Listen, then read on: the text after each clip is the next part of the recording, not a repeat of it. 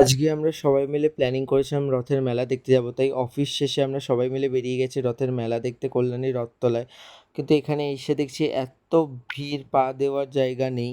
কিন্তু কিছু করার নেই, চলে এসেছি। তো এখানে আসার পর সর্বপ্রথম ঠাকুর দেখে নিলাম একটু, জগন্নাথ ঠাকুরকে।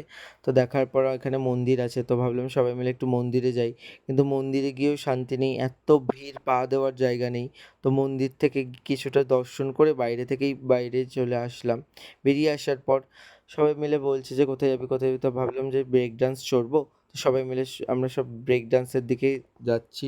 কিন্তু এ বলছে আবার ভয় পায়, অর্পিতা অর্পিতা ভয় পায়। কিন্তু আমরা বললাম যে কোনো ব্যাপার না, ভয় পেতে লাগবে না, আমরা আছি, কিছু হবে না।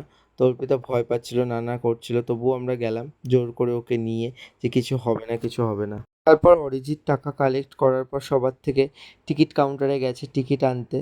তো ফাইনালি অরিজিৎ টিকিট নিয়ে আসার পর আমরা এখন ব্রেক ড্যান্সের লাইনে দাঁড়িয়ে আছি, কারণ আমাদের আসার আগেই ব্রেক ড্যান্সটা চালু হয়ে গেছে।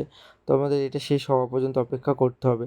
কিন্তু আমার ইচ্ছা ছিল এখানে বড় নাগরদোলায় চড়ার, কিন্তু আফসোস আমি চড়তে পারবো না, কারণ এরা প্রচণ্ড ভয় পায় এই বড় নাগরদোলায় উঠতে, মাথা ঘোরাবে, মাথা ঘোরাবে। তার জন্য ব্রেক ডান্সে আমাকে উঠতে হলো। কিন্তু ব্রেক ডান্সে উঠেও শান্তি নেই। এখানে অর্পিতার প্রচণ্ড ভয় লাগছে, ভয় লাগছে। এর জন্য দিদি আর অর্পিতা একসাথে গেল, আমি আর অরিজিৎ একসাথে বসলাম।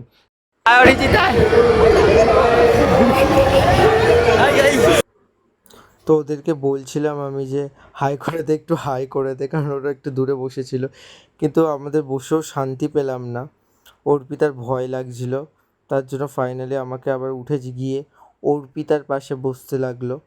আবার দিদি এখান থেকে নেমে যাচ্ছিল, অরিজিৎ বলছিল আমাকে বসতে বসতে। তো আমি গেলাম ওর কাছে, গিয়ে বসলাম এবং অরিজিৎ আর দিদিটা একসাথে বসলো। দিদাকে বলছিলাম ভয় পাস না, ভয় পাস না, কিচ্ছু হবে না, কিছু হবে না। ও এখানে হেসে দিয়েছে এর জন্য।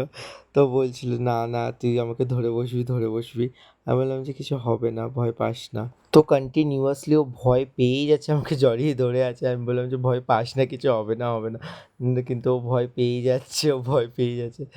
তো ফাইনালি আমাদের রাইস চড়াটা কমপ্লিট হয়ে গেছে, আমরা এখন সবাই নিচে নামছি।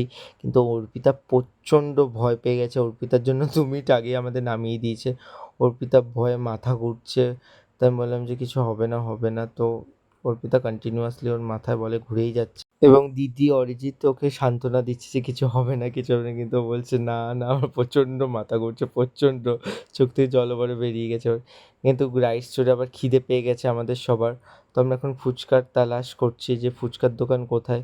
ফুচকার দোকান খুঁজে আমরা একটু ফুচকা খাবো। তো এখানে দাঁড়িয়ে গেছি আমরা ফুচকার দোকানে।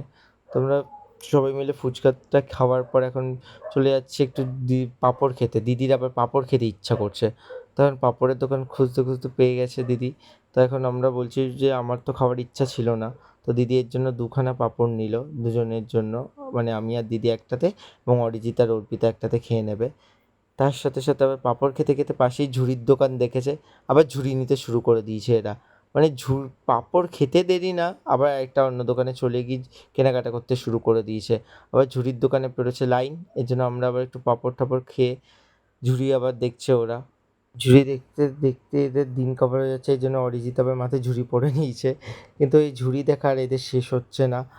আর আমার পাও ব্যথা শুরু হয়ে গেছে, দাঁড়াতে দাঁড়াতে কতক্ষণ দাঁড়িয়ে থাকতে হবে বুঝতেও পারছি না। কিন্তু ফাইনালি এদের দেখা দেখি করে করে কিছু জিনিস পছন্দ হয়েছে, দু একটা ঝুড়ি। তো এরা ফাইনালি ঝুড়িগুলো সেগুলো নিয়ে নিয়েছে। আবার সেই ঝুড়িগুলো আমার হাতে, আবার অরিজিতের হাতে দিয়ে দিয়েছে ঝুড়িগুলো। মানে কোনো যুক্তি নেই এদের, মানে এরা কেনাকাটি করবে, দেবে আমাদের হাতে, কোনো যুক্তি। তবুও কিছু করার নেই, নিতে তো হবে, কিছু করার নেই। মানে ঘুরতে এসেছি না এদের বোঝা নিতে এসেছি, আমি নিজেই বুঝে পাচ্ছি না। তবুও কিছু করার নেই, করতে তো হবে, যেহেতু একমাত্র আমার দিদি বলে কথা, ওর জিনিসগুলো আমাকেই বহন করতে লাগবে।